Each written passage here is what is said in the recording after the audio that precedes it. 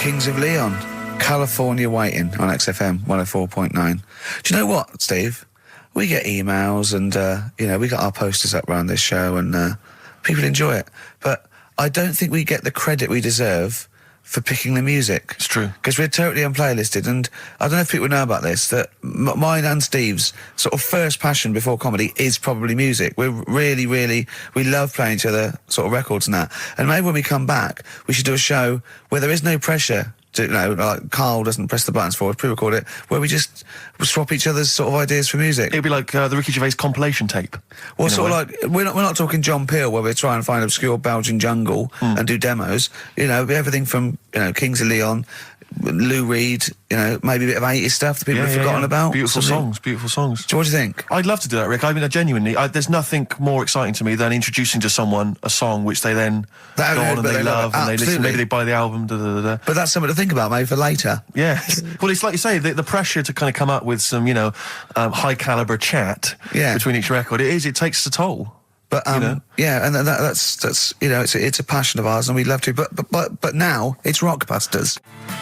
Bad Time from the Jayhawks on XFM 104.9. Steve Merchant, Ricky Gervais, Karl. We're having a good time. We are indeed. All right, yeah. Karl, what you got lined up for us now? Right, well, you've got a choice. Nearly Dead. You can have a bit of educating. Yeah, let's have educating. Come on. Educating, Ricky. Can we just clarify what this is? I think a lot of new listeners perhaps aren't familiar with this. It's when Karl looks on the internet and finds a weird story about, the double knob fun, and tells me about it, and it's usually not true. Okay. If it is true, I know it already. Go on then, Karl. They're not really weird stuff, it's just stuff that's gone on. That's interested me, that's all it's about, and I educate about it. I should just confirm that we've had a number of emails that say the baby born without a knob and then having one transplanted from a baby that luckily enough had two knobs is apparently true. Right, listen. So, I don't question that you could be born with a deformity and get someone's, fingers, knobs, what I'm saying is, it didn't happen with the doctor goes, I'll leave with it. I don't believe it. That baby's got two knobs. Exactly. What a coincidence. I bet that little bit of information isn't in there, is it? Sure. That he went out the door, I'm going to get a coffee, came back, bloody hell, hold on, there's an extra knob, I found an extra knob. We can put that knob on there. Perfect. Travis, writing to reach you on XFM 104.9, all right? A couple of emails here trying to respond to our requests for nursery rhyme related information. Oh, go on. Nikki Williams says that she was at infant school and she had a nursery rhyme book, and in the book, and this may just be the illustrations, but apparently the 10 in the bed in there were small baby monkeys, which you'll be loving, Karl. But again, I suspect that might just be the illustration that accompanied I remember I had a book of nursery rhymes when I was little, and my brother, he was older than me, and I was about 5, so he was about 16. And I remember him and his mate just absolutely cracking up because it said, up Jack got and home did trot as fast as he could caper. He went to bed and bandaged his knob, N-O-B, with vinegar and brown paper. I've since found out that knob is like the old English for head, but I didn't know why they were laughing. Of course. They were just cracking up. This was, whenever one of my mate's brothers came around, he said, where's your nursery rhyme book? And he'd read it to him. Yeah. And it was just the funniest thing in the world. The brown paper and vinegar was a popular method, because didn't Jack and Jill use that? They used something similar. No, that was Jack and Jill. That was Jack and Jill. Yeah, that's Jack when he broke his crown, which obviously, that means his head as well, doesn't it? Yeah. So he's fractured his skull on a sort of like an outcrop of rock. Yeah. And then... is that still used, the brown paper and vinegar? I don't think it is. I don't know, maybe in Manchester they're still using that, I'm not sure. Yeah. Tracy and John Burton say that they reckon a Humpty Dumpty was actually a cannon that used to sit on the walls of the castle in Colchester where they live. That makes sense. Yeah, that would make a lot more sense. on a wall, had a great fall, the kings couldn't put them together again. So he had they broke the cannon, or it meant it exploded. Maybe the cannon fell apart. Because people used to get blown up by cannons just doing it wrong, didn't they? Sure. Which is hoist by your own petard. Right. Where that comes from. Right. Coming back and blowing up in your face. So that makes slightly more sense, because you would want to send for the King's Men then. Yeah, and the horses. I think the horses just came along anyway. That was quicker. Sure. The quick King's Men, it took them about 3 minutes, with the horses there in about a minute. So, but I mean, if it blew up, there's nothing I could do. Yeah. So we got to the bottom of that. See, the educational, Karl. See, this is real education. You know what I mean? It's got a bit heavy though, doesn't it? What? Humpty Dumpty? Yeah, it has got a little bit heavy. Let's dumb it down a little bit. What do you want to do? Mary, quite contrary? We're doing Rockbusters in a bit. Hang on a minute. What? Before you even get to Rockbusters, oh, man alive, there are loads more verses to Old Mother Hubbard. Are there? I'm going to digest these while we play the ads, and I'll see if there's any salient information I can give you afterwards. Brilliant. Moving on, what's the next one? Would she be able to breastfeed? Yeah. And she'd be able to do it standing up while he was on the floor. Talking to nipples. Hey, come on. There's a lovely juicy pair over there. Okay, I think that's the last show. People should actually phone in and speak to Karl and try and convince him. forget that. Yeah, what's the number, Steve? Forget that. We haven't got time. Yeah, he hates answering it. We'll do it during the record. Leave it. Phone in if you want to speak to Karl, if you know the number. Call in, try and convince Karl to kiss a little nipple. Don't want to. Rick, I should just point out that I feel... Don't answer back! Come on, I think Karl has offered nothing there. I think those educating Rickies were appalling. And the only thing that would redeem the show is if he kissed the nipples. Kiss a nipple. Phone in if you want to speak to Karl. If you know the number, call in and try and persuade Karl while this record is on. We'll answer the phone.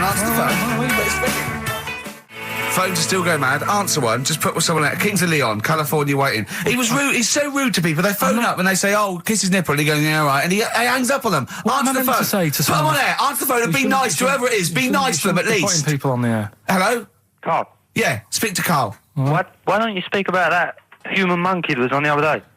Old news, man. How long have you been listening? Listen, can we forget the monkeys? What do you think of his nipples? All right, then just kiss his nipple then for... I'm not going to kiss his nipple. I'd do it for 500 quid easy. Would you? Yeah. But why? Why do you want me to do it anyway? What are you getting out of that? Oh, come on, mate. 500 quid. It's worth it. Yeah, but... He's got the money. You'll probably get more out of him if you want. It's not about the money, really. Think of Suzanne. Suzanne, you come home 500 quid and go, there you go. Just kissed his nipple, 250 quid each. She gives me more. It's not hard. It's not happening. Right, it's not happening. Did you just cut him off then? Well, there's another fella there. Who's that? My name's Linda. Right. All right, Linda, you all right? What would make your day, Linda? If Karl actually gave it a lick, not just a kiss. Forget it. Go on. I think what else has gone on? Well, while you're thinking, Carl, I should just tell you now, you threw that question out earlier, why are ginger people historically mocked? We've had a couple of responses on the text, 83XFM. Again, as ever with XFM listeners, don't believe what they say, don't trust what they say. But one of them... Have we got any respect for anyone in the world? I'll get back to you. Pete in Tooting, now, again, I think this is nonsense. He claims that the reason ginger people are disliked is because Judas was ginger. From the Bible. I don't know where he's come up with this idea. No, I've heard that. But are there a great many people from, the Middle East who are ginger? Well, that's probably why he stood out. Sure. And he was probably fed up, and he thought, I'll get him back. Yeah. Maybe... Unless he had his hair dyed ginger when he was on the witness protection scheme. What did which he presumably do? he had to go into after all came out in the book. What did he do? What did he do? He stitched him up, didn't he, to the Romans, didn't he, Judas? Did he do it for 40 pieces of silver or something? I'm not big on the Bible, but apparently... Incidentally, if you'd like us to stitch up any kind of messiahs for 40 pieces of silver, just get in touch, 83XFM. We're willing to do that for you as well. That's one explanation. There's another one here, which is, again, I don't believe this for a moment. It says, ginger people get a lot of stick because in Elizabethan times, people with ginger hair were told that their mother had slept with the devil. And that was why their hair was ginger. So there's two options. Maybe if you've got some more, you can any more spurious thoughts, then get in touch. The Pogues, rainy night in Soho. I hope there isn't a rainy night in Soho tonight, Rick. I'm sure you're one of those who agrees with me. So we just had an email here from a guy called James Lee. He says, hi, just writing a bit of info on the scientists in Antarctica. I'm a scientist who's just come back from one of the Antarctic bases called Halley. There are 15 people staying there over the Antarctic winter. The scientists are looking mainly at the atmosphere, things like the ozone hole and meteorology. Right. I think there are 6 scientists staying over the winter, as well as a doctor, electrician, mechanic and a carpenter and so on. And so he's saying they do listen, they have the internet, so they maybe could listen to the show on the internet. And if you get the chance, say hi to Francis, and the rest of the winter is for me. Sure, no problem. Yeah, thanks, James. But yeah, there they are. That's what they're doing. That's what they're up to. But why are they asking you for a message though? When I mean, have these people got families and that, or are they convicts, or... No, what do you mean? Of course they probably do get messages from their family. Well, why are you doing one for one? Is that... I mean, do you know, like, you see it in, like, porridge and stuff like that, where if someone's in prison and no one visits them, Yeah. and they sort of look a bit fed up and that. Is this message that you're doing for like people who don't get a letter in the post from? Brilliant. So they put this on the shelf until someone doesn't get one. All right, Hargreaves? Yes, sir, I didn't get a message today, sir. You have got a message, Hargreaves. I've what, sir? Hargreaves, you have got a message. Really, sir? From Ricky Gervais. Really, sir? And then they give it... Don't talk, please. There are scientists listening. Try to keep the talking shit down to a minimum today. Well, what's annoying me is, right, they're saying this stuck over there for months, but it seems to me like they're wasting a lot of time. Right? Why? Well, you're saying they probably watch DVDs. They're saying they've got internet access. Yeah. Yeah? Well, I'm wrong. Listening to messages, Yeah. get the job done and go home. Well, that's well, then we don't have to tell them anything then, because they listen to the internet. If they've got the internet, then, yeah, it's a waste of time. Good point. Play a record. Well, hang on, before that, here's a good point. You've had a long time to research what's been going on in the world. We just had an email here from Nicholas who says, why haven't you told them about the recent Pig Olympics that just went on in China? You've missed that one, Karl, once again. Who won? XFM. Anthony and the Johnsons. Isn't that beautiful? Interesting. Hope There's Someone on XFM 104.9. I'm Ricky Gervais, with me Steve Merchant and Karl Pilkington. Well, Karl, more revelation. We were talking about it last week, but Karl brought it up again just now. Didn't want to go to the doctors, didn't want to have a full sort of body checkup that may save his life, because he saw on the website they do a test where they have to insert a finger in his arse. Oh, don't tell me about it. Why? Don't put it on the website. Just we look at your heart. Yeah. We'll check your blood pressure out. Yeah. And then they could just do it quickly. Could just sort of say, right. How do they do it quickly? No, but what I'm saying is it's worse, isn't it? Going in there knowing that, I mean, they've got it on the website. So you're on the journey on the bus thinking, in about 20 minutes I'm going to have a finger up my arm. But they're doctors. Yeah, but just They're not doing it for a laugh. They're not filming it with a two-way screen. They're not putting on boxing gloves so it hurts more. They're up. Oh, it's prostate's all right. Out again. Out again. I'm just saying, in the day, the sort of... Do you think they're in the pub going, here he comes? It's Pilkington. I had my finger up his arse today. Do they allow ladies to do that? Do they allow female doctors to do it? Of course they do. They're doctors. No, that's worse. You're sounding like him. No, I'm just interested because, you know, do they allow female doctors to do the finger up the arse thing? Well, of course they do. They're doctors. Forget the female and male. They are doctors. Right, do you know any female doctors to do that? But what I mean is, isn't it a bit like if you're being searched at an airport, you know, and you're a woman, they send in a woman person to search you. They don't send in a bloke to do it. Is that the same thing? Yeah, they probably trust someone who's gone through 6 years medical college not to be taking the piss as opposed to a fat security guard who couldn't get anything else. Do you know what I mean? What are you talking about? There's doctors all the time coming out in the papers, oh, they gave them this so they could look at their boobs or whatever, or, you know, it's all you're always hearing stuff about dodgy doctors.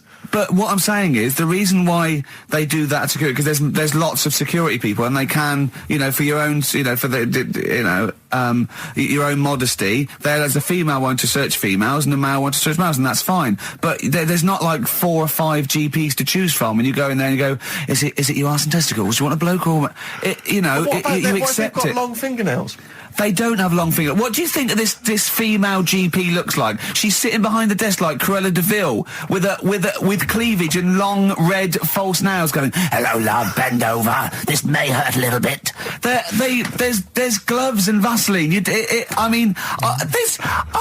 don't believe there's 2 of you now in the room. Karl, they're doctors. They have to, what would you rather do than put the hand down your throat and round your alimentary canal to feel your arse? It's a quicker way in. You seem to know a lot about these doctors who stick fingers up people's asses. You're a very well-informed gentleman about this sort of thing. Well, say if they did find something, Yeah. would you then have to get like a second opinion, so someone else's finger? Well, no. They test it to see if there's anything suspicious. That it's usually a swollen prostate, which can be anything. So they, you know, they catch it early, and that's it. They feel up there. But if you want a second opinion, then the same doctor will just stick a thumb up and have a feel around then. Yeah. So it always works in the same way. Yeah. Well, if there's a doctor who can, I don't know, put me at ease. I mean, surely there's another way around it. I don't believe that. I mean, what is this? 60 million people or something in the world, isn't they? 60 billion or something? Wow. 6 billion, something? Yes, you got it. Right. You hit it. Well done. That's good work. Right, so yeah, there's 6 billion, did I say? Yeah, what's 6 billion then? Loads, isn't it? Yeah, but So if you want a doctor to phone up to assure you that the finger at the bum thing's not painful and that it's necessary and Just that that it's it's not just someone necessary, trying to really. get kicked. Just that it's not an easy way round. All right, Do you what's know the what I phone mean? number here? It's changed, haven't they? oh, You're the producer! Hang on, here it is. 0871 222 1049, and I think you select option 1. It tells you anyway what to do. please, if you're a GP or you've, even if you've completed medical, I mean, we want a qualified doctor, really. Anything else is not good enough for Karl Pilkington. We'd love to. You can ask him all the other questions because Karl, as I said last week, he doesn't feel his own testicles because he doesn't like the feel. Yeah. So I'd like a doctor to explain to him how necessary that is. And this is truthful as well. I've got very slight pain around the genital area at the moment, and I think it might be some kind of groin strain, but I'm a little bit anxious, not entirely sure Yeah, what it is. you've been with me twice when I've gone along to get them checked. Yeah. And I go, oh, what's that? Yeah. It's terrible. I mean, but it's usually I think you're in a pretty low risk, aren't you? I'd hope so. You're coming out of the 20s. I think testicular sort of. I shouldn't be doing this. I'm not qualified. They told all they said was to me sort of like it's 20s and 50s. We're in. Mine sort of felt like they dropped a bit the other week when I was on holiday. I don't know if that's like when you're relaxing or I was wearing shorts a lot. How far? If it's 2 foot, it's too far. I was having problems walking. What do you mean? Why? No, it was just a bit I had shorts on all day. I'm happy and walking about on the beach and what have you. And then at the night when I put some long trousers on, I was sort of walking like a ricket. They probably like stretch a little bit. Sometimes, I told you when I was about 18, I was scared. I went to the doctor. I felt a pain, right? And because I was doing biology, I thought I'd show off this doctor. I said, I've got a pain. I think it feels like it starts in the epididymis and goes up through the urethra either. And he went, finger up the arse. He said, your jeans are too tight. They're squashing your balls. So we want a doctor like that. So what's the phone number again? It's 0871 222 1049. A qualified What do you doctor. mean your balls dropped, though? We've got to come back to this. I don't know, they just felt like... it's not too bad at the moment. I was alright on the way in, but it was I feel twinges all the time, but you never know whether it's just because they're in... but they felt like they weren't my own. Do you know what I mean? They sort of felt a bit like these are... There wasn't a bloke standing really close to you, was there? You didn't get them mixed up, did you, on the way back? On the flight back? Someone else has got them. Take a leaf out of nudist books. They just walk around, they've got nothing on it. About nudists. Why? Well, let's play this ad break and that. And Have you had another encounter? if we've got time, I'll tell you about it. Have you really? Oh. XFM. Right, we've got who's that on the line? It's Rob. Rob, are you a doctor? I'm a final year medical student. I'll be a doctor in 2 months, touch wood. That's close enough, isn't it? Yeah. Excellent. So, where do you study? Do you want to give more details, or do you want to remain anonymous as you're calling in to I study at Barts Hospital. All right, great. So, why do GPs sometimes put their finger up a man's anus? To see what's there. If you've got hemorrhoids, if you've got an enlarged prostate, it's either that or they stick up a big tube and have a look up with a light. What? And it's easier to do that. Now, are you dumbing this down for us, or are you going to fail your medical exams by saying stick up a big tube with a light? I'm dumbing it down. Okay, come on then. We're all intelligent people here, and Karl. So you tell us what's that called? It's called a sigmoidoscope. Right. Nice. That was a clever test, wasn't it, Rick? 12 He's inch a real long, doctor. Yeah. 12-inch long tube that they can put up there. So, Karl, would you prefer that or a finger? Well, so do they sort of do the finger first, and then... I mean, at what point do they say, hang on, we need a light here? I mean... It's normally if there's something wrong. But... So if I go then, say if I go to this Wellman clinic, right, and they go, yeah, the art's good and that, yeah, finger, there you go, and then they go, hang on, I'm going to go and get me light and tube. I could start worrying then because they've sort of found something. And they're not likely to go straight in with the tube. They'll probably send you off some tests first, But Karl, there's in a nothing. hospital. But you go to these places to put your mind at rest and to know where you are with your health. I mean, it's not that you go along. That's what most people worry about. They think that because I'll go along and they'll find something. Well, one, that's illogical. It doesn't heighten the fact they find something because you go along. And two, if they do find something, it's a good job you went along. I mean, I'm a hypocrite because I don't go to the doctor, but you know, I've had that Karl, done. you should be concerned if when they shine the little light in your ear, it comes out the other side of your ear. No, the other ear but comes right Rob- out the other side. That's when you should be worried. But Rob, right, you said then, if they find something, they send me off for some tests. Why can't I just have the test without that and cut out the middleman? Do you know what I mean? Because you're wasting lots of money. There's hundreds of tests they could do, and they could do every test, and they could all come back with nothing, or they could do the finger up there and send you for the 3 tests you need to find out what's wrong with you. But in this day and age, with all the technology and that, and like brainy doctors and all that, the only way to find out is sticking a finger up there. What are you worried about, Karl? Is it fundamentally that this doctor who's has done 6 years medical training, Yeah, is it embarrassing to have a man's finger up your ass? I just don't understand how you can get round to that without... But with it what being don't you natural. like? Is it fundamentally you don't like anything up your ass, or is it the fact that it's a man's finger Well, up there? I don't like going to the doctors. It makes me nervous, because I think if anyone searches you long enough, they're going to find a fault with you, right? And especially if they're going that far into you. They're going to find something. And, Probably not. well, you never... I just don't... I don't know how to get round to that sort of... that point where you get a... What do you talk to the doctor about? He's like, all right, nice day. Strap your trousers. He goes, he says, I'm gonna just, Most people just shut up and let you do it, and then breathe a sigh of relief when you say there's nothing there. yeah. But is that at the end of the test, or is that the first thing he does? It's the last thing. So that trousers up out the door. Because he knows it ends conversation. He knows it's a bit of a faux pas. The doctor says, "Oh, I better not kick off with the finger up the arse." Well, what I do is I'll start on with the the head, and then work my way down and go, "Oh, one final thing, Mr. Pilkington." So Rob, he drops his keys and he goes, "Pick them up." And as you bend over, will you be doing this, Rob? Is this what you're like open to do? You do all these. I'll have to do it at some point. All doctors do it at some point, no matter what they specialise in. So the first one, is another doctor there to sort of make sure you're doing it right? not dentists. No, but do you know? Aren't doctors anyway? But do you know what I mean? Like, normally it's like a co-pilot will have someone with them for the first one. So when you put your first finger in, Yeah. will someone be there going, right, you just want to move to the left I've of it? already done it. Have you? Yeah. So that's the thing with a student, you're learning. So you get people teaching you. And you how to learn do on- these things. Can I just point out, Rob? I think I'm right in assuming that you have a glove on Yep. and there's lubrication Yep. and it doesn't hurt. No. There you go. What are you worried about, But Karl? who's this person who everyone's testing on in your class? It's not one person. One person. There's like, when a patient comes in and they've got a problem, your boss, the consultant, he does his finger up, and if Yeah, he but- finds something, he goes to the patient, is it alright if the student has a feel as well? Then the Well, student puts on a glove, puts the leave on the glove, and sticks his finger up and sees what he comes out with. Rob, I wish you could see Karl's face. I mean, his face when you said, and he says, can this fella have a go as well? He looked horrified. That he thought it was a free-for-all, like there's a queue of people trying on gloves and going, let's have a go. That looks good up there. What have you found? No, I mean, how come you had to sort of...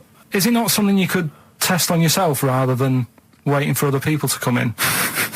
Because then, you know... It's Cause an then you awkward position to get to, really, isn't it? well, but you can have a good rummage then without feeling too awkward, but to sort of have a go on your first patient when you don't really know what you're looking for anyway, do you know what I mean? Never really thought about it. Because you don't... If you've never done it before... You pop your finger in there, and you've got to sort of look. You've got to have an expression on your face, like you know what you're finding. Well, they can't see what you look. They can't see I mean, your face. There. You got the big boss consultant man going, now move your finger there, and you'll probably feel this. But he's just done it. He knows what's there. Well, what? Oh, so he's already had a go. He's had a feel, and he's going right. If you feel to the right, that's the conglomeracy or whatever. The congomblery, yeah. It's congomblery is in perfect All right, working well, order. Well, that's. I'm still. Thank you, Rob. Thank you. Cheers. I'm sorry you had to go through this. Karl is probably the worst patient you'll ever encounter in your medical career. Good luck with your finals, and thanks very much. And do you know any female doctors who do this? Or? Thank you. XFM 104.9. Thank you. You too. City of Blinding Lights. I'm going to see them next week at Twickenham. Well, enjoy that. Looking forward to it. Yeah. Thanks Yeah. again for letting me know about your... Old Nobbo and Edge and all that. Now listen, you just got an email there saying, can you turn up your microphone, Steve? Apparently my voice is a little bit quiet. Carl has to do one thing, make sure we're heard. That's all he has to do. Well, I can hear it. Sounds fine to me. Well, not to the listeners, and that's who we're trying to please. Well, Yeah. It's one person, said he can't hear you. Yes, but we've only got one listener. So if he's Yeah. not happy, we're buggered. You're allowed to say buggered. Not twice, certainly. Once could have been a mistake. Yeah. Twice, pointing it out is definitely, complaint material. Neil Young from the album Zuma, and that's Pardon My Heart on Beautiful. XFM 104.9. Ricky Gervais, Steve Merchant, Karl Pilkington. We just had a text here that says, and I don't know what truth there is in this, as ever, but John says there is apparently a nude bike ride today in Hyde Park. Now, I can't believe that's the case, because I don't think it's allowed, is it? You can't ride around with your I don't veg, know. can you? I don't know. Why would you want to? Well, good point. On a bike? On a bike, I love the fact that that's what disgusts him. I want. Do you know what? If we did appeal for a nudist to call in, I'd want a very specific sort. I don't want. I want a German nudist, a middle-aged man called Helmut. Okay. If there is any, or the closest one to it. So I want a middle-aged man from Germany. If your name is Helmut, you're in. But I'll accept Hans. Carl would be good, wouldn't it? All right. Yeah. I think I'm wondering if the age might. Maybe we could we broaden that Okay, a just little bit? a German nudist bloke. Right. Could he at least be fat? Can I find a fat German fella? If your name's Helmut, we're going to give you a big prize. Yeah. But, any fat German fella who likes to get his sausage out. Sure. Okay? It's sauerkraut. Yeah. What's the phone number? 0871 222 1049. It'd be good just to get an email or a text with a contact on it, and then I can just call them up in the week. Sure. And 83936 is the text number. I don't know what our audience demographic pans out like, Rick, but I'm suspecting that's probably a fairly small fraction of our listenership. I know, but, the fat there must be German someone out there, if you nudists. know a fat German who likes to get his tackle out, phones are going. Phones going. Straight away. Just answer it, Carl. Just answer it. Just pot luck. it could be anything. Well, let's just see what it is. To be fair, it could be a nutter. It could be a nutter. But just say hello. Just tell your turn. It's not straight away. Important, he'll stay there, won't he? He'll stay there. Well, answer it. Let's Answer leave it. Leave it. Answer it. Oh, you see this? It's gone. It's gone. There you go. He bottled it, so just as well. Well, you took too long to answer it. Lloyd Cole, Impossible Girl, on XFM 104.9. Wow. Rick, I'm just reading an email we've had, and it is indeed true. Scores of naked cyclists will be wheeling around London today in a mass protest against oil dependency. The World Naked Bike Ride will see the arresting sight of up to 200 daring riders bearing all in their cycle past some of the capital's most famous landmarks. Have they got to wear an helmet? Are they against wearing a helmet? Well, I think they're trying to make a statement, I would imagine. I don't know. Well, they don't have to wear a helmet. It's not law to wear a helmet on a bike, is it? Oh, It's for it's your own saying- safety. It's sensible. You're right, yeah. Well, it's also sensible to just pop some pants on. Just pop some pants on. Are you Not a problem. going to be popping down there and cheering them on? I'm not going anywhere near it. What are they going against? What's the problem that's going on? Oil dependency. I think, generally we're consuming too much oil, aren't we, in the world, and it's going to run out one day, and we've not got any alternatives. Talking of campaigns and things and that, did you see Sir Bob on Jonathan Ross last night? Sir Bob Geldof. Sir Bob Geldof. Yeah. Are you going to walk to Edinburgh or sail to France, Carl? What do you think of all this? The G8? I think it's good that, he's doing some stuff for the world and what have you, but probably won't bother. No? I'm going to walk. What do you make of all this campaigning? He's dedicated his life to this now, hasn't he? Yeah. I mean, it's interesting. I was watching him last night, and I respect the man. I mean, he used to work here, didn't he? Did some shows and that. Mm-hmm. It's good. It's all right that he can do it, but I assume that's not why you respect him. I assume you respect him because he's trying to save a nation, as opposed to used to work in XFM for a while. yeah, I know. But I'm just saying it's good that he's given up a lot of his time to try and save the world and that. But there's a bit of me that's kind of like, is he wasting his time a bit? Right? What do you mean wasting his time? Well, he tried it before, and No, wait. What he's trying to say is that the G8 are I think the 7 most rich, wealthy nations in the world, and Russia, and they get together and they can wipe out the third world debt. I.e., they owe us billions and billions of pounds. They can't afford to pay it back. So he's going to say, let's wipe the slate clean and pledge, I think, a lot more aid and stuff to them, isn't it? Mm-hmm. So what do you think of that? But won't they just do it again? Right, what's you thinking? No, I just mean... I knew I had a little diamond in the rough here. I mean, obviously, I admit, I brought this up because I really wanted to know what Karl thought of it. Sure. Yeah, I had ulterior motives. It wasn't just for awareness, for the very worthy cause. It was because I know... Look at him looking at me. Look at him, he looks at me like a cat. Honestly, it's like there's nothing behind those eyes. Right, what do you mean? They're just going to run up the debt again, you think? Well, what I mean is, right, when I was a kid, right, and I wanted to go to the arcade, I'd borrow £1 off my mum, right, and she'd say, don't come back asking for more and what have you. But I'd have a go on a pinball machine or whatever, game on a fruity, and then go back, and she'd go, can I have some more money? And she goes, I gave you £1 before. And I go, I know, but I'm on holiday. And she goes, there you go then. And then I go off and do the same thing. I didn't go, no, I wasted the last one, I'm going to pop this in the bank. Right. So you think that's what's going to happen with... That's a nice metaphor. So what do you think happening there? Is the Africans are blowing it down the arcade? Instead of putting it towards a fishing rod, they're blowing it down the arcade. I'm trying to win a watch. Look, I've got 100 goals. I think this thing is dodgy. Yeah. I'm trying to win a fluffy toy.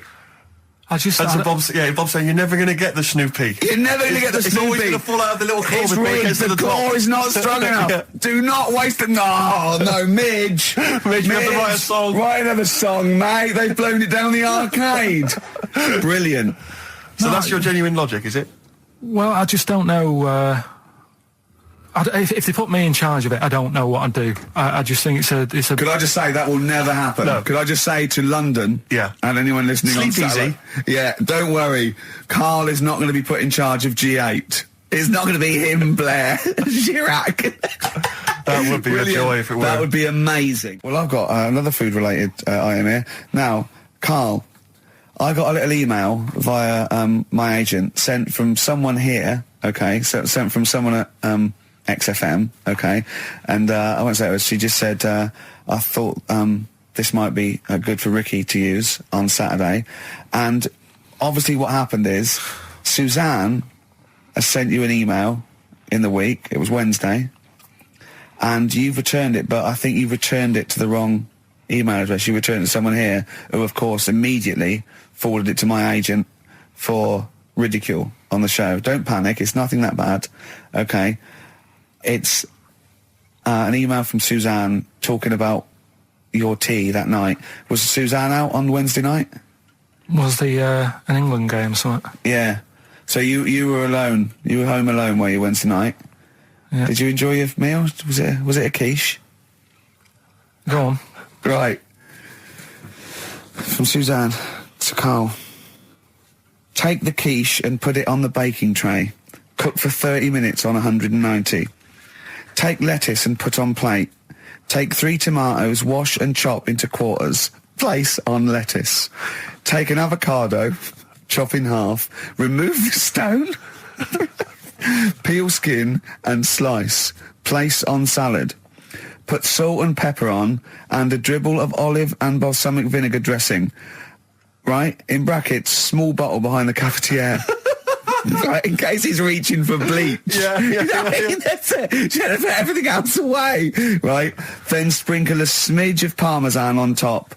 Remove quiche from oven, cut into quarters and put on plate. Eat. Oh, wow. Does she have to do that every single time? She's like... No, it's just that I'm not that good at cooking, right? And to be honest, that was a lot of hard work. I didn't bother warming it up. And I did without the avocado. Why? Too much messing about. He didn't even do that with instructions. It was too much. But yeah, I'm not that good at cooking. And That's not cooking though, is it, Karl? That's heating up a slicing. quiche. That's cooking it is making the quiche. Yeah, but I'm just Could you have figured that out if she hadn't left that note for you? Why did she have to tell you what the olive oil and balsamic vinegar was? Because I've put sort of cooking oil on my food once, and I said, it's a bit... He's ever since, years ago. I'm gonna die! Years ago... leaving Mr. Magoo at home! It was ever since I put sausages in the toaster that... What do you mean? I nearly set the flat on fire. Because, do you know, like, when you're grilling food in a pan and all that? Yeah. Sort of sausages spit and it goes everywhere, doesn't it? And it makes everywhere greasy. In the toaster! So I thought, well, just want to warm them up. Yeah. Bung them in the toaster. Yeah. What happened? And she sort of caught... They got stuck and it's got caught on fire, I imagine. She came in just as I was sort of plunging it, and what have you, came in from work. Said, what are you doing? I said, I'm in sausages. Well, the oven isn't on. I know, they're in here. What, you turn it off? Panicking and that. But I've never been into it. I've never been into cooking and that. At school and stuff, I didn't bother doing it.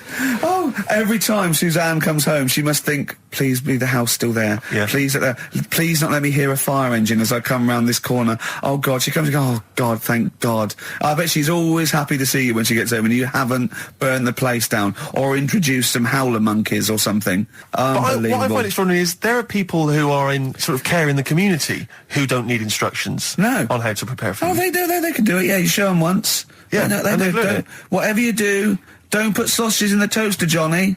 Do you know what I mean? Yeah, and they've learnt it. They don't put sausages in the toaster. Yeah. What is it? They put their fingers in. But, yeah.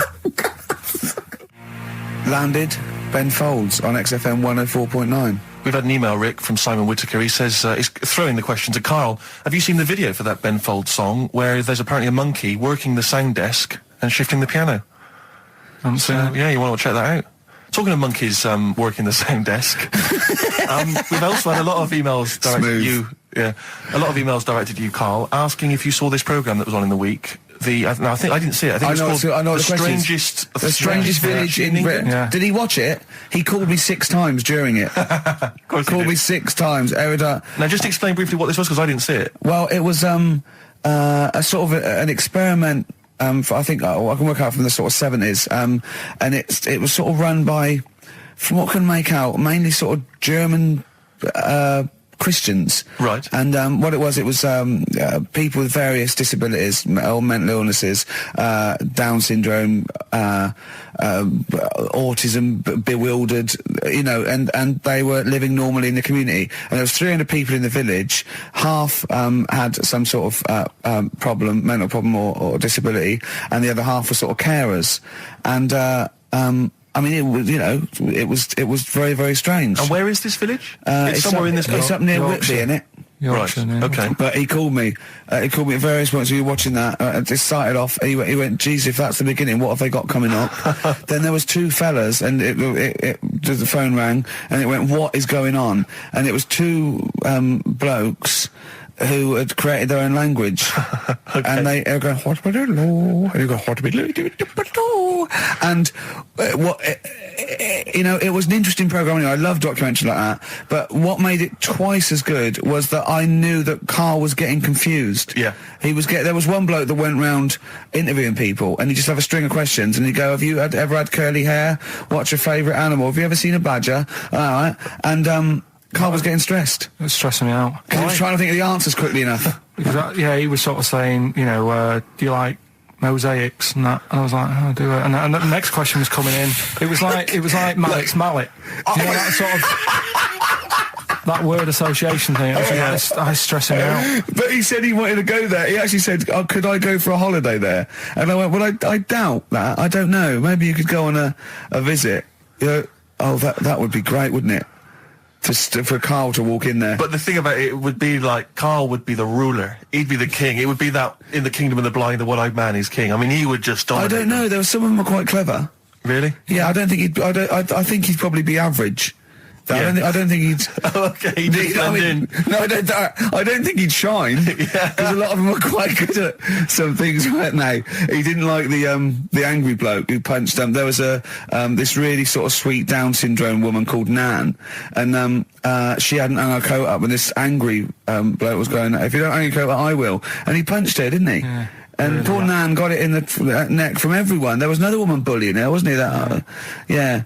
But you like the little The little dancing doing fellow with the woolly hat who was helping that woman. If I went there, he's the one who had sort of hunt down and say, come on, let's go for a pint or something. Sure. But, Incidentally, do you like mosaics? We didn't establish that. He's still thinking about it. David Bowie, Watch That Man on XFM 104.9. Now, coming up, Steve, and listeners, so, I'm talking to them mainly. I'm not really, I'm talking to you and Carl, really. Yeah. But coming up, an old feature, Knob News. Oh, Knob News, the welcome return of Knob News. Yeah, and Monkey News is still there, isn't it? yeah. Just briefly, you don't think you really gave that competition justice, did you, not handing out the email? No, let's just quickly whiz through the questions again. Yeah. John's texted in, by the way. He says, I never get any of the Rockbusters clues. Is this a good or a bad thing? Definitely a good thing. Definitely a good Definitely thing. a good thing. Yeah. Yeah. Did you have to have that thing done where they say, what side do you wear your member? What side you dress? They don't say what side you wear your member. That would hardly be a euphemism, would it? So they say what side you dress, sir. It means what side your little poke, your little John Thomas leans, doesn't it, on rest, usually to the left, isn't it? Your little But left do you know, testicles. if I said to you now, what side do you wear it on? Do you know? It would be left. It would be the left. That's what I mean. If standing there, right, with nothing restricting it or holding it in or holding it up, right, it sort of leans. Your one ball is sort of like slightly back and lower, isn't it? And your little John Thomas rests there, so it's left. And the reason they ask it is so they don't put the tape measure up on the left and squash your willy or touch your willy. So it's nothing to do with like, well, you'll need a bit more room of sort of more material on that side, or... Well, no, I don't think they compensate. It's just when they put when they stick that up into your groin, they don't want to come in contact with your little... The thing is, I Mercy. don't know what side I wear stuff on. I just sort of pull my pants up and wherever it wants to go that day. But maybe it's not big enough to sort of make any, real decision. But, like now, I'm sat here, right, with my jeans on. I don't know where I am. Well, that's clear from hearing you talk. No, but what I mean is, if a fella said to me, what side are you, what side's your member on? I'd go, Member? What is this the use of the word member suddenly? I'd go... Well, it's usually not appropriate, and also, I imagine in the old days they had big baggy pants that used to sort of like hang down, and now, like with those stretchy boxers and briefs, it's sort of held up in a nice neat little parcel, isn't it? So it's probably not appropriate. It doesn't come in contact with your little snake. So, did you ever, have you ever heard that? Are you telling me a tailor has asked you that and you went, what do you mean, mate? No, I've never, I've not really had one made to measure. I had one made when I was a kid, but since then I've sort of bought a suit off the hook. But when you were saying about buying a suit, I know that question sort of crops up and I don't know what the answer is. It just annoys me the way I don't know, there's no surprises anymore. Do you know what I mean? People know. What do you mean? He's going to go, right, I'm going to measure you now. Which side shall I measure? Go, well, pot luck, go on, have a look. Right, there you go. Oh, you got it. You check me out. What do you mean there's no surprises anymore? What are you talking about? Everything you say is a surprise. Everything you say, every opinion you have is a surprise to me. What I mean is, why aren't people just happy just to go, well, depends, doesn't it? I'll just pull the pants up wherever it wants to go. I'm happy. What do you mean? Why is this such a big issue? But Carl, when they ask you this question, they're not making a note of it somewhere. It's not statistical research to find out what the kind of common leaning is. It's a question so he doesn't touch it when he's using his tape measure. Just be careful. But he is being careful by asking the question. But what's wrong with him touching it anyway? If he's, I mean, it's only like a slight... Fair enough. But if he just sort of, knocks it a little bit, you can just go... Do that again? To me, it's the same as the prostate thing. It's just happening all over again. But the doctor doesn't go, what side's your arse on, sir? Trying to avoid the arse. He wants to go, he knows where your arse is and he's aiming for it and he wants to get it up there. He's aiming for it for a good cause. This little fella's going, well, I've got to measure his leg. I don't want to touch the knob. I'll just ask him, sir, do you mind telling me where your cock is so I can avoid it? It's a big difference. But like I'm saying to you, I'd have to have a look first to let him know. I don't know where it is now. I don't know. It could be the left, could be the right. Are you telling me you don't know where your knob is without now? looking? Well, what do you mean without looking? How could... Well, you're saying it as if like... Should we have a guess? Well, have a look and tell us where it is. What are you wearing? What sort of pants are you wearing? I've got my jeans on. But you got pants on underneath them? Yeah. What are they, briefs or box shorts? Boxer shorts. Boxer shorts, where it's probably free, but the jeans are probably strict in it. I think it's probably either in the middle, dressed in, or just slightly to the left. Have a look. We'll tell the listeners after the break where's Karl's knob. It's a good competition. Oh, brilliant! We've got to send this to the Sony Awards people. XFM. Run, Snow Patrol on XFM. Well, big question. Where was Karl's knob? That's what people have been hanging on for. Yeah. Where was it? Well, I can't believe people have been texting in. Hey, what, guessing where it is? People saying, is it in the middle? Is it in the left? It cost them 10p. Cost them 10p to find out. Just wait, I'm going to give out the answer. You don't win anything, right? Like, strike it lucky. Right? Bottom or middle? Right. It was to the left. Oh, Yeah. I went with the right. That's annoying. See, I thought it would be to the left. If not, maybe if it was all scrunched up, sitting down on your lap, right, it might just pop up to the middle. Just pop out, like, you know. Sort Well, of next week we'll be finding out where yours is. Where's Ricky's bollocks? Landed, Mr. Ben Folds. We've landed on XFM 4.9. Ricky Gervais, Steve Merchant, and little Karl Pilkington, and his magical little manky, round, baldy head. He was described as a wacky mank in one of the papers this week. Really? Brilliant. Well, remember we were talking about it last week about he came round to my house and I popped out my Mr. Johnson, sure, to take a little look at. And his two that made daughters. the papers. That made the papers. Wow. What paper? It wasn't front page of the Times. It must have been like the Daily Star or something. Just squeeze Live 8 in Yeah, the second, yeah. on the second page. Yeah, so wacky mank. Wacky mank. That's Wacky great. Mank. Wacky mank. We had an Karl email Pilkington. from someone that reckons they remember you from body popping round Salford Way. Yeah, Eccles Precinct, apparently. You know that, don't you? I wasn't doing it round there, though. What do you mean? I was round Stretford. Stretford-Arndale. And what were you doing? What sort of body popping was it? Just a bit of everything. Caterpillar. Bit of moonwalking. Do you have a little piece of line you used to carry around? Well, mates had that. Right, you didn't bother Borrowed with that. theirs. Borrowed theirs. Were you any good? But you weren't breakdancing, well, you weren't spinning on your head and stuff, you were more body popping. Well, I hope he wasn't spinning on his head, because you know that can sort of give you little brain damage and things. It can give you brain damage. Also, it can wear your head down, and also makes your head perfectly round. Yeah. Because the gravity is pulling on But all if you keep on doing it, obviously it's going to wear your hair out, yeah. So you become sort of like a... Stupid, bald, and roundy headed. Yeah. So You've got to be very I very careful. much doubt that you did do any of that. Did you, Karl? Didn't do any of that. Embrace and Gravity on XFM 104.9. We've had a couple of texts. People obviously can text in 83XFM. That's the text number for the big quiz that's coming up shortly. Rockbusters, still your opportunity to win some of those cracking prizes. Enter your name in the draw if you can unravel the, I don't know what you call them, conundrums that Karl set. Sort of. We've had a couple of texts. Obviously, we're leaving early today. This is a shortened show and our last show of this run. But we've got to leave early. We've got to go down and try and make poverty history. But Rob's texted and he says, only an hour and a half today. Well, poverty does have some benefits then. He's a fan. He understands the show. Who was that little fella that used to write in who hated the show? Oh, I forget his name. I haven't heard from him for a while, actually. I don't know what happened. No. Maybe he realised that if he hated the show so much, the obvious thing to do was to switch off. Maybe that finally That's dawned on him. annoying. What's his name? Someone remind us of his I name. like people who hate us to carry on listening. Yeah.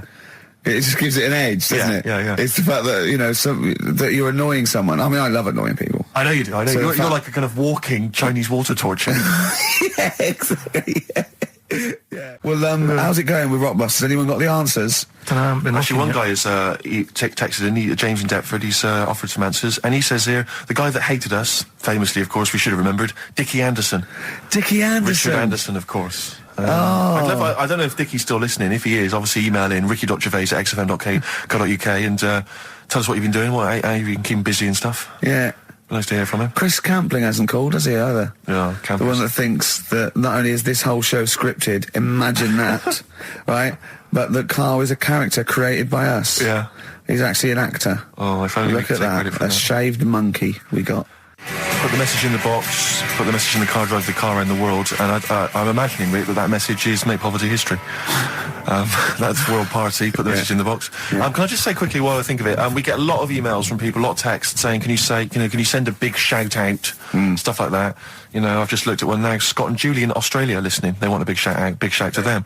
But there's so many people that do it, and I'm obviously just want to say sorry we never get to your emails. We're very, very lazy. We never really get to look through them, but we obviously do appreciate you emailing in, texting in, stuff like that. And also, can I send a big shout out to my grandparents, who I believe might be listening on their new digital radio? They're pretty high tech. Very nice country. Yeah. Are they the merchants of Bristol? Merchants, yeah. Props Good. to them. Props to them, yeah. Travis, Level come through on XFM 104.9, Ricky Gervais, Steve Merchant, Karl Pilkington, etc. Got some great tunes actually lined up. Excellent. I've brought in some Amy Mann, some Neil Young. I'm playing my favourite Clash track. What have you got for us, Steve? I got a dynamite hip-hop tune by The Roots, which I think you'll enjoy. Love it. Got a little bit of Joni Mitchell, maybe swing that on later. Oh, excellent. I nearly brought in some Joni Mitchell. It's a good job I didn't. Yeah, exactly. It wouldn't have made any difference. It wouldn't have made any difference. No, we could have probably played yours, and then I'd have been told to go away. Flee my ear. Carl, what have you got lined up for us as the producer? Right, well, Rockbusters. Been off this week again. Has he? Yeah. Another week off? Another week off, yeah. No, I didn't have a full week off. I had 3 days off because I was working all over Christmas. Yeah. And still didn't stop working, preparing stuff. You've got a nice load of prizes there that I've sorted out. I had to come in especially to sort that out. Yeah. Rockbusters. Did you will rifle continue. through the drawers at Capital Gold instead of down here? Yeah. Rockbusters, we're still doing that. Yeah, you're bigging it up. Yeah. He's bigging it up. Yeah, still doing that. We've got that. Last week, we sort of changed Educating Ricky a bit.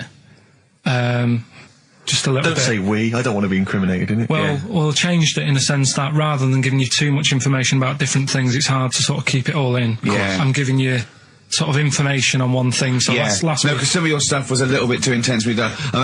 My favourite story was there was a blind girl, she hit her head and got better, and I couldn't take all that in at once. So you should really ration some of the education. We sort of started Wasn't last week war-related stories? Yeah, it was War. Do you think of that then? What and do you it think was of that? three things. And it was the French battle. Going over the top was John's got a moustache, which you think was ambiguous because someone might have said that anyway. Well, look, you've remembered it, so it's working. So we'll be doing that. And last week Loads you of said French people have just gone to war who were listening to this. Yeah. you said you wanted to learn some science this week. Did I? Yeah. so the title this week for that is I Said I Would Sort You Some Science Out. Acid. 'Cause that's How long did that take you to come? Listen, well, you know, people love Karl. There's comedians come to me and go, Karl's the funniest man. They absolutely love him, right? But I think we're only seeing half of it, right? If we can get him on television, his face then, when he's told me that title, was like a child at Christmas. Yeah. He was so proud of it. He was excited what I was it was brilliant. It's a bit like when a child's drawn a picture in art class. You know you've got to stick it on the fridge, but you basically think it's crap. Yeah. It's very much like that. All right, Karl? Is that good? Yes. So we'll be doing that. Do we need them? Yeah. Have you got another one? I've got another one. Looking at snails this week. Do we need snails? Do we need Because I know you're not a fan of snails, are you? Well, after a bit of research, I found some good stuff out about, like, they sleep for 13 years, some of them. Yeah. And that. So we'll be looking into that you later. tried that one. Yeah. We've got Ritual, Yeah. which is something that I told Ricky about. Yeah, well, last week's was brilliant. It's was good it? to have a flathead in India. It's good to have a flathead in India. That's brilliant. Yeah. Well, I'm that's about it. going to just play one of my favourite Smith tracks. Can I just make a request? So I'd quite like, if you've got time, to bring back, just for 1 week only, White Van Karl. Sure. Because there's some quite interesting topics this week. Oh, there's things happening in the world. There's some Karl things doesn't think there happening. is. No. There is a light that never goes out.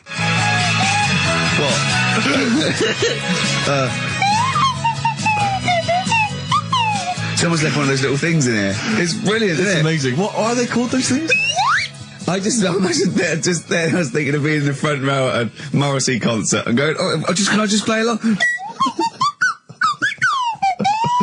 They are brilliant. I don't know what kind of sound that is. I don't know. It's only used for when Kenneth Williams Yeah, exactly. sees someone undressing.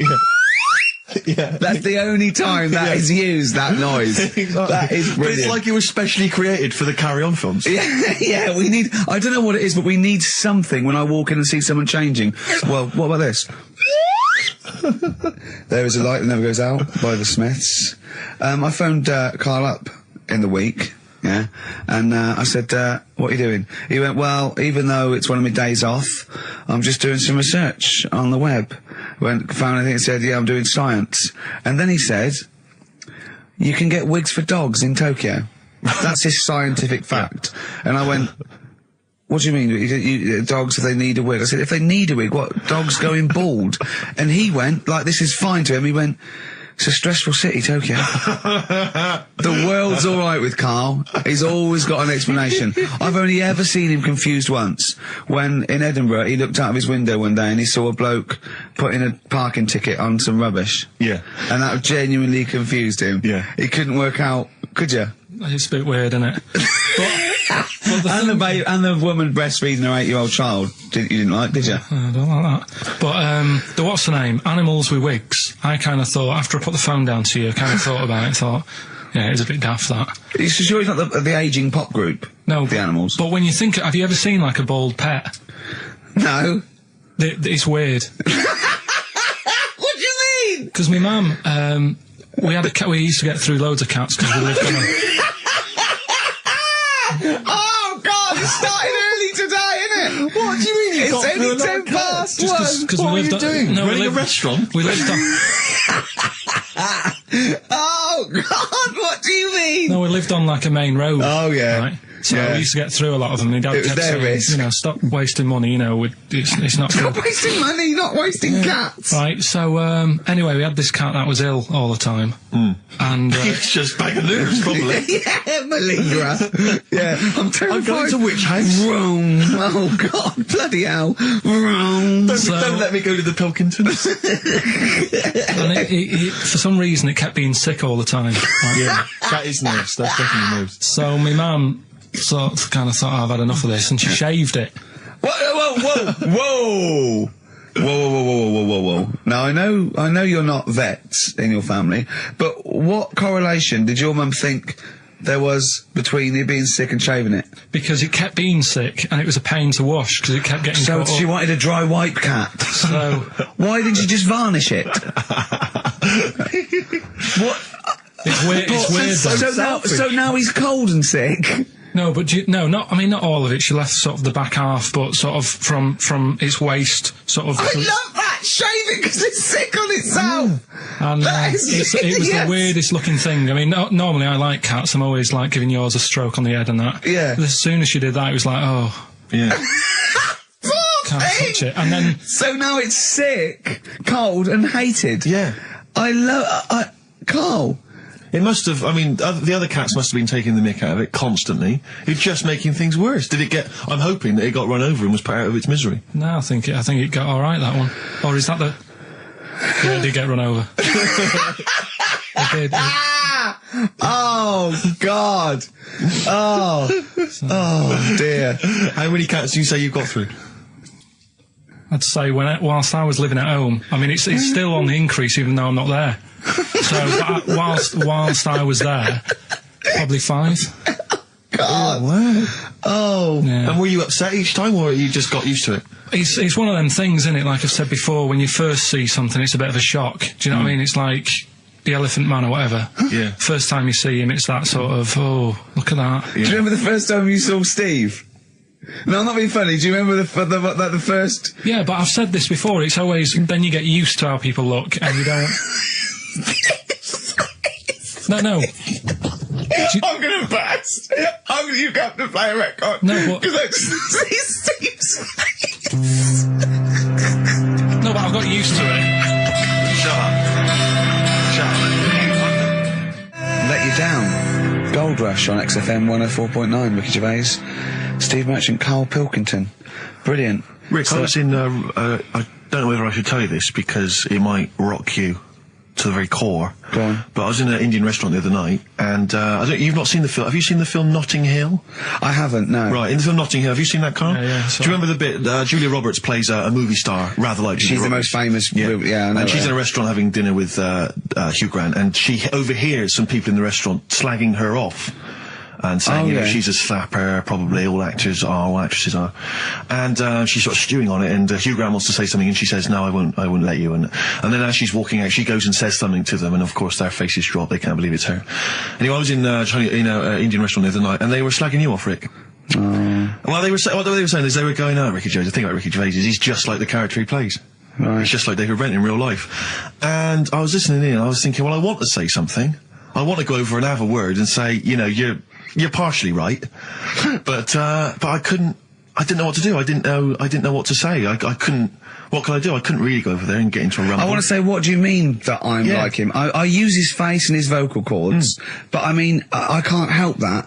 But it's that thing as well of, I don't know where they've got this information from. But no. Because you're not, it's so received. they're wrong. Well, so they've received it from somewhere, or they've read it, or some of these. It's just, but I don't know. I mean, I can't really be annoyed that they're just wrong. But it was very weird. It's like being annoyed at a vicar believing in God. I can't get annoyed with him. I just don't believe. But because obviously they didn't recognise me, it's rather like, you know, when they talk about that idea that if you could go to your funeral, what would people be saying about you? It's the closest you can get to that. Well, that you can hear what people are saying about your friends.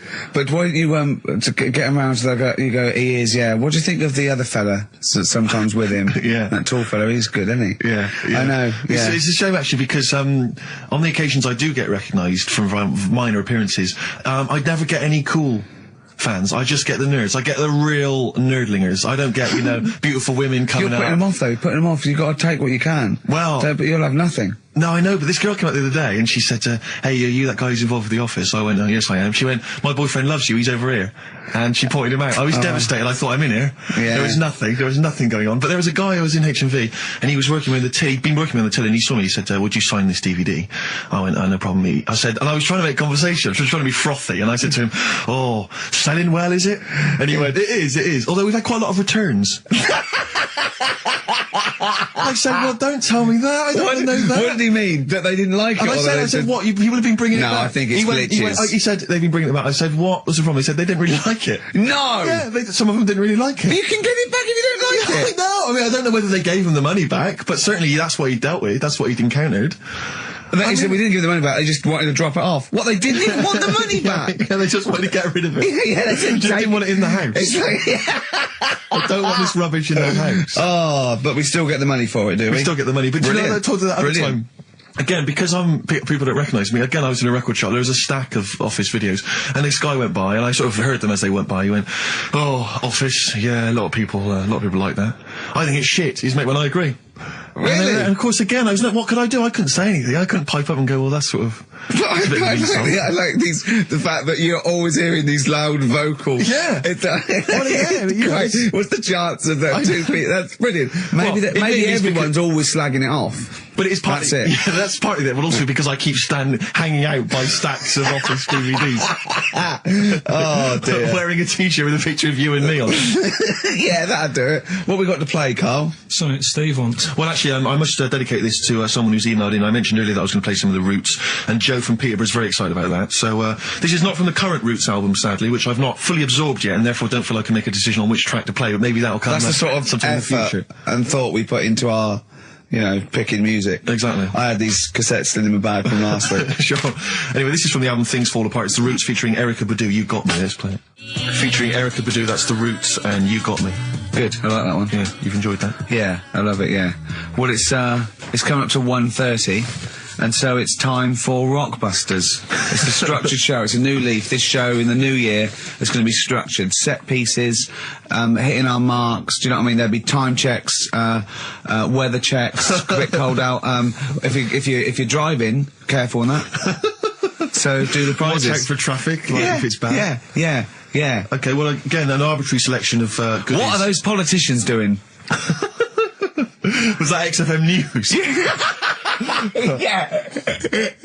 Right, what have we got? So we've got, for those that are a fan of the movie Donnie Darko, which a lot of people rave about this year, a sort of weird teenage movie, then there's a sort of sweatshirt there. It is actually quite nice. It's not bad at all.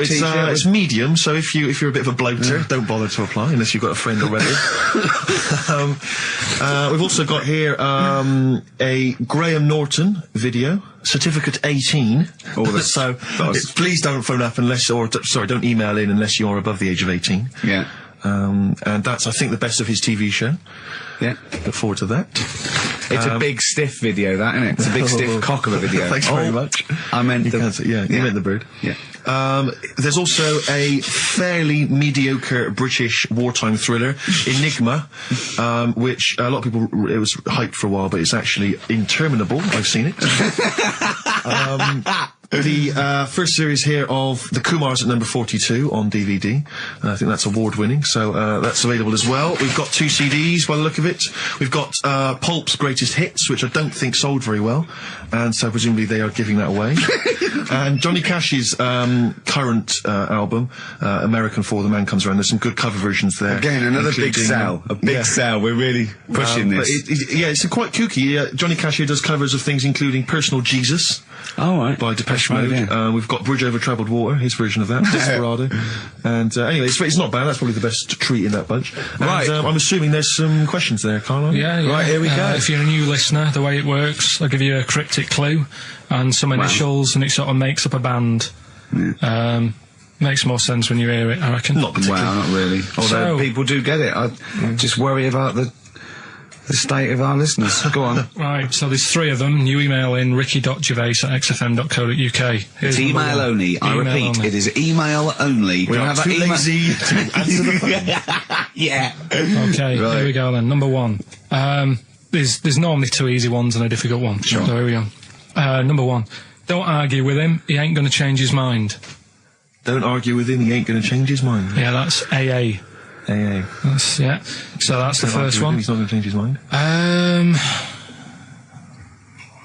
What do you mean, You've got them written out, haven't you? Yeah, I'm just thinking about what the answer is, so I didn't write the answer down to Oh, don't worry, they get it. Yeah, don't worry. Well, you can't remember it. You came up with it. There's only 3. I know, it's weird, isn't it? No, it's not weird. It's incompetent. Right, the second one, anyway. I hope you get this. I hope you get this. Email in and tell us the answer. This is a shambles, isn't it? Hang on a minute. Keep going. Go on. He always gets what he wants and doesn't worry about anyone else. P. And you don't know. You don't know answer. that is. I'm sure he'll come to me once I see it on email. What do you mean? I get it. You'll agree with them. I'll know if it's the one I had down as the answer. This is brilliant. Come on, Imagine Jeremy Paxman doing that. Going, yeah, University Challenge. Is that right? Go on. Right, so that's that one. Give us that one again. He always gets what he wants and doesn't worry about anyone else. P. But you're confused. I don't understand how you can be confused. Yeah.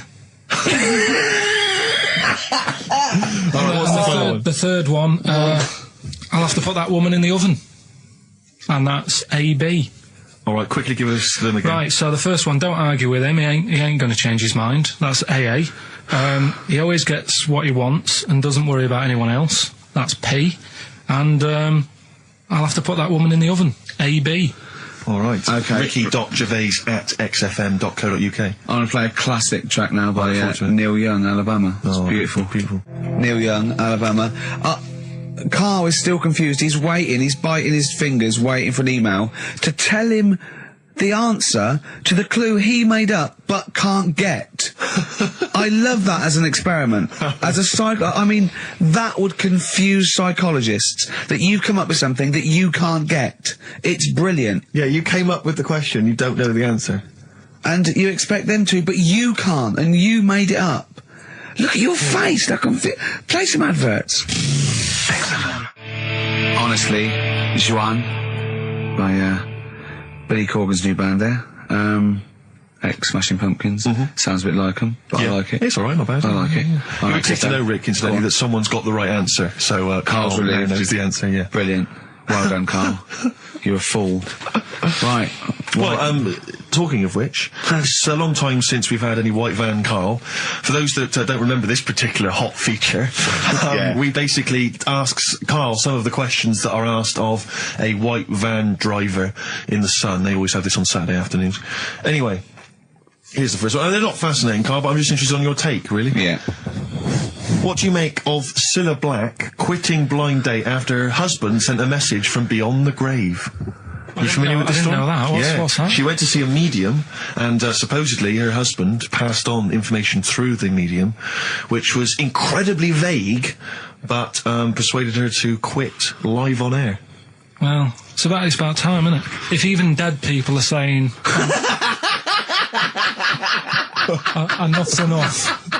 But I'll tell you what, though, talking about ghosts and that, do you know how I'm into them? Yeah. Right? How weird do you think this is, right? Well, it's not true. Before you say it, play a record. No, go on. Go on. Right, it's this woman. I don't even know if it's ghost, really. It's just a bit weird. Yeah.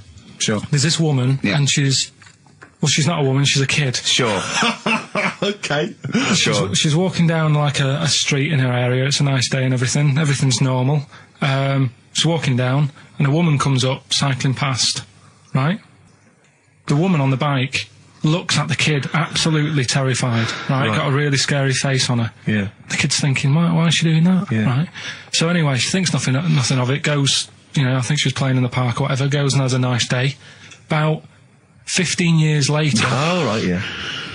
she's, I don't know, I think she was going to work, right, on a bike, She was riding her own bike. riding Okay. her own bike, cycling down the road, Oh, yeah. looks at the kid. That's the thing that happened, like, 15, 20 years ago. Right. It's her on the bike looking at her as a kid. Right. What is it? Not another child. No. So Right. it's her, she's seen herself. What, Carl?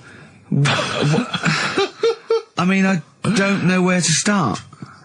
Firstly, where's this information come from? But I mean, why do you ever? I mean, I don't know what part of that you think can be true. I don't. I mean, honest. I'm speechless. I don't know what to say. What are you talking about? Bit weird, though, isn't it? But it's not It true. didn't happen. Nothing happened like that. She said it did. Well, Who? she's Who? wrong. She said she saw herself. She saw herself as a kid, didn't she? Did she carry on riding And as an cars? adult when she was a kid. Did she stop and talk to herself, or did she ride on by and think that's a bit weird? There's me as an 8-year-old. I won't stop. I'll be late for work. Yeah. If I'm late again, the boss said he'd be in trouble. Yeah. Oh. Well, it's, And where is this information? Did it happen to someone you know? No, You overheard it on the bus. no, it was in the 14 Times. Oh, right. Well, Okay. that's the answer. Good. We've Okay. got to the bottom of that. Right. Good.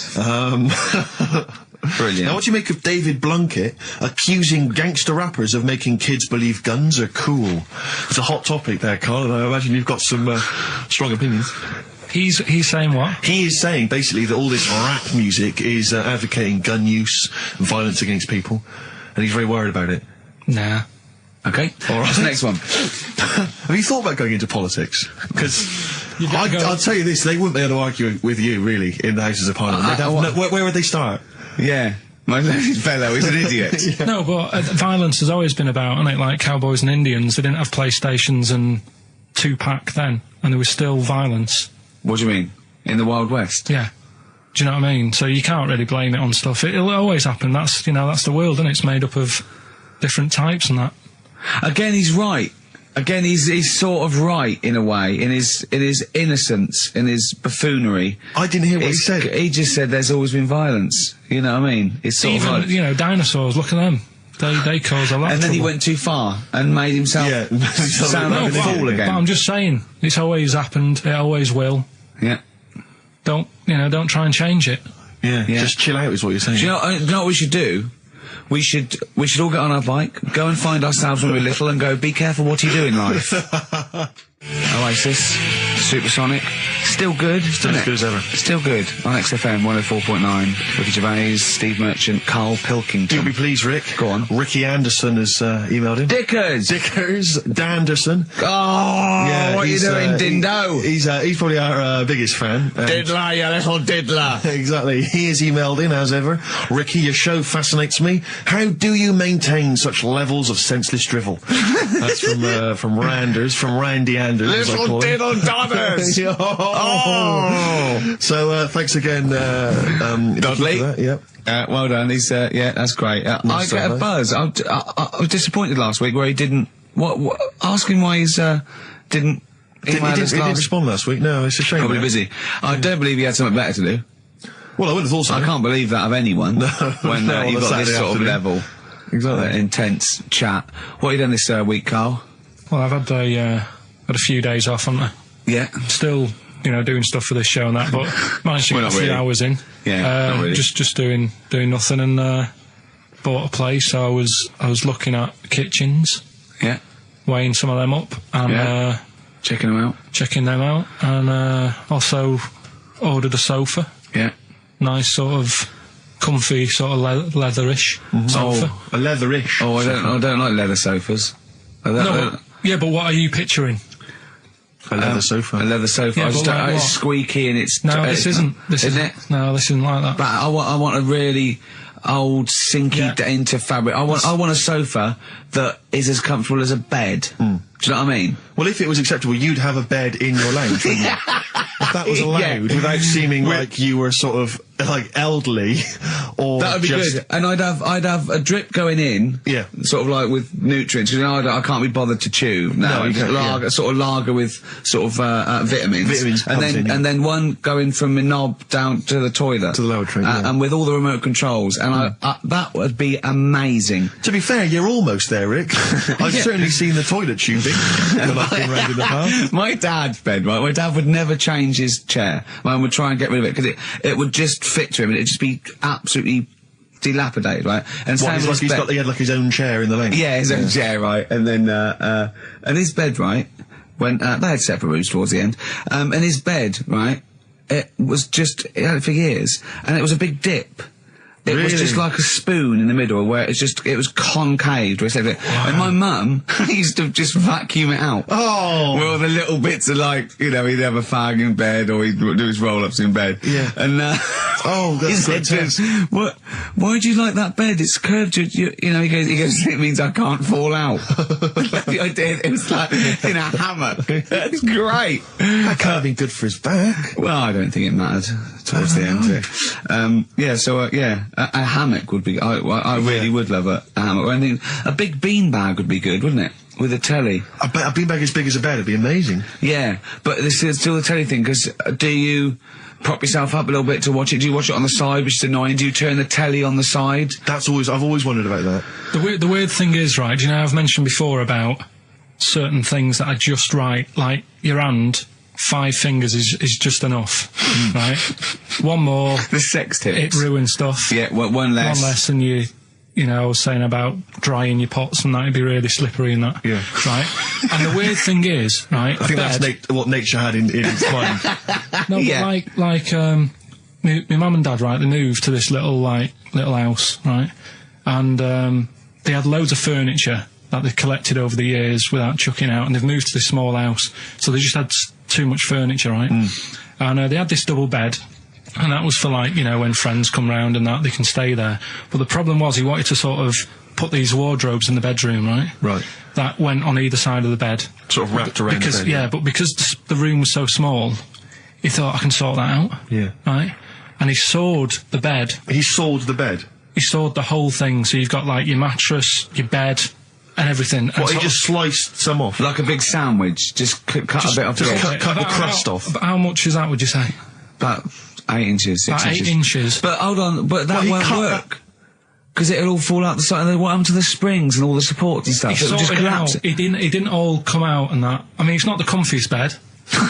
but the weird thing is, he did it, and even though it's only like that 8 inches or whatever, it totally ruined it. It's like, well, of course it would. No, but what do you think I mean? I don't mean it ruined it as in it looks a mess. No, it would have been uncomfortable. Not even that, though. Just the fact it's that little bit shorter. It's like, God, for 2 people, this is hard work now. This is like, you haven't got enough room, even though it's only 8 inches. Why did he build the wardrobes first without measuring, putting the... I think he did all that and then thought, oh, it'll easily fit in there, and it didn't, so he had to sort of saw a bit off the bed. But it's just weird how only 8 inches... Did he use one of those electric saws? Yeah. And presumably there was just kind of sort of material and wood just flying everywhere. What did he do with the legs? Did he have to move the legs in a bit? He moved the legs. Looking at it, right, once it's got, like, the quilt on it and everything, you wouldn't know. I was like, yeah, that's all right, you've done a good job. Yeah. And I went to bed at night, he's like, you know, sleep well. Got up in the morning after having about 45 minutes sleep and said, something not right with that. Yeah. You really are your father's son, aren't you? I said, not right it's with not that. right. And he said, oh, well, I said, what have you done? It doesn't seem the same. And he said, oh, I had to shorten it, sort of thing, you know, to fit in the gap. I said, well, I can't sleep in it. I said that, and there was a big kerfuffle. My mum was saying, look, you have our bed then, and we'll sleep in that one. And my dad was like, sod that. Yeah. Yeah, it's ruined. You know. Some idiot cut it. Yeah. So, there was a big debate going on about where we should sleep, and I was saying, look, you know, I only come and see you, like, every couple of, you know, probably once every 6 months. I'm not being funny, but next time we go home, can I film it? Just for, Channel 4 or something. Well, the Osbournes is not on at the moment. The Yeah, I know. Pilkingtons. That would be extraordinary. Oh, can we film it? That's brilliant. Is there anyone from Channel 5 listening to this show? Or Bravo. Yeah. The Pilkingtons. Weird though. Weird. Play a record? What do you want to play? Do you want to play, do you fancy playing some of yours? What, have we got I anything? don't know, something that was sent in to you maybe? Oh yeah, no, I'd tell you, I'd like to play this. Yeah, Bronze Age Fox, band from Bristol, my neck of the woods. Always play working, the tune, Carl. play the tune. Always working. He's always working. He's on the ball. He's on the ball. He's on the Bobby ball. Bronze Age Fox, Sunshine Made the Desert. I've enjoyed that. I love the ending. That's really great. I love that chorus bit. That's really good. Rick, I know what you're thinking of. What? You'd love some, wouldn't you? Yeah, adverts. Lovely. Coldplay, the scientist, XFM 104.9. I'm Ricky Gervais from Stephen Merchant and Karl Pilkington. Karl, what are you doing? I wish that's how you spoke. Right, what are you doing then? Let's have a quick reprise, if we could, of the Rockbusters clues. Yeah, Rockbusters, if you've just tuned in, you've missed it this week. Here's your 3 Well, no, you clues. haven't. That's why we're giving the clues again. Yeah, I know, but if they haven't. Eh? What? Say if they've been busy. Just give the clues again. First one. God. Don't argue with him, because he isn't going to change his mind. That's AA. Second one, he always gets what he wants and doesn't worry about anyone else. That's P. Yeah. And the third and final one, I might have to put that woman in the oven. AB. Interesting. Are we telling him or still? No. People have still got a chance to win those extraordinary prizes. ricky.gervais@xfm.co.uk. We've still got features to come, though, Steve. It's incredible. We've still got Ritual. Remember last time? People in India, it's good to have a flat head. Yes. We've got Do We Need 'Em? I've got That's Ridiculous. That's a great game. What should we do next? It's too much.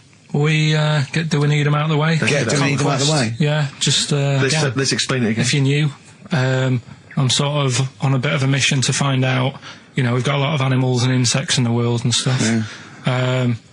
Do we need them all? It still amuses me. So we've found out we've got to keep jellyfish. We've done octopus. She said we've got to keep them. This week, snails. Do we need them?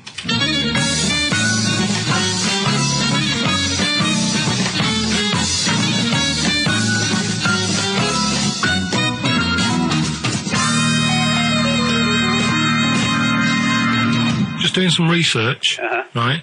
I'm sort of working my way through different creatures and insects and stuff that's on the planet. Yeah. Right? And finding out if we need them or not. Right? Yeah. Do you know much about snails? Sea snails. Well, yeah. Snails in general. Don't know much about snails, land snails. I know a bit about sea snails, like whelks, top shells, that sort of thing. Would you say they're important? What sort of sense do you mean by important? Say if we had to sort of get rid of some animals and insects and that because we're running out of room. Right. Do you know what I mean? Because I'll tell you what I know about some snails. I don't know if this applies to sea snails as well. I mean, I called you today because a lot of other places are shut. Yeah. Right? So, I know they like to eat stamps, apparently. The glue on stamps. They love it. Right? Right. Apparently a lot of letters and stuff aren't getting to where they're meant to be getting because snails are crawling into letterboxes and eating the stamps. That obviously doesn't apply to the sea ones, but that's a problem they're causing. All right. Were you aware of that? No. I No? didn't know that. Bet you're glad you answered the phone today. Right? They love beer, Beer, yeah. Who doesn't? and also, I don't know if this is right, but I heard that they sleep for 13 years, or can do. Right. I wouldn't know if they can sleep for 13 years or not, but... I mean, sea snails are pretty important. Yeah, they do quite a good job in the sea. They graze on algae and But they provide food for other animals. I mean, you can say that about any fish, or any animal. Why do they exist? would you be upset if, someone said, we're getting rid of them? Oh yeah. You would be. They're an animal. I wouldn't.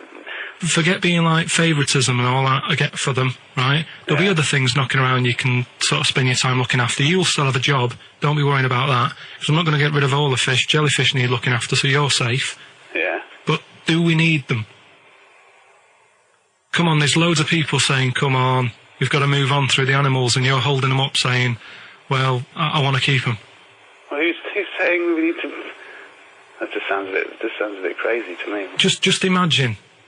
Do Do you know what I mean? And they would come to you because you work in an aquarium, so they'd be asking for your advice. Right. And you're slowing it down. Well, they asked for my advice and I'm giving it to them, so, that's what I think, anyway. Yeah, but snails, I mean, like I say, they drink beer and that, What did they do apart from some food for a whelk? They were around, descendants around a lot longer than we have been. Yeah, they've been around a long time, but what have they done? Well, they survived that long, so they must be doing something pretty good. Well, apparently they sleep for 13 years, so really, even though they've been around for ages... I think that sounds a bit... I don't think they sleep for 13 years. Not all of them, just the tired ones. So, snails, do we need them? Well, yeah, I just think they've got to, it's not for us to say, do we need them or not, we can't. So you think we should keep them? Yeah, definitely.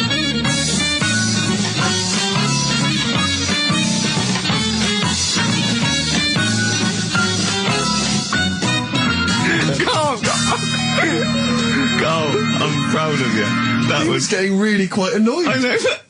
What did he think he was doing? What? I don't know what you tell these people. I mean, you don't get their permission to play this out, do you? You just don't say the that. thing is, right, I sort of told him what it was about, but we won't say who he is or where he works, because it doesn't matter. I just needed to speak to someone who knows. I know the fact that you were trying to get an answer out of him by suggesting that he would be safe, because he could look after jellyfish if he gave the okay to destroy snails. He was getting livid, you can tell. Oh, God. Brilliant. So they've been around a long time, but what have they done? Well, that was great, Carl. Play a record. Well done.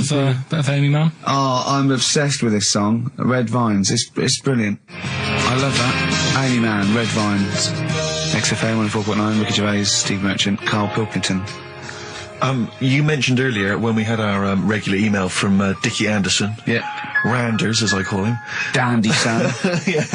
Yeah. You mentioned it because we didn't get anything from him last week. We didn't get anything from him last week. Anyway, he's obviously listening, Rich, because he's emailed in to explain his absence. Dear Ricky, sorry for not tuning in last week. Only I was in HMV returning the 14 copies of The Office I got for Christmas. That's from Randers. So,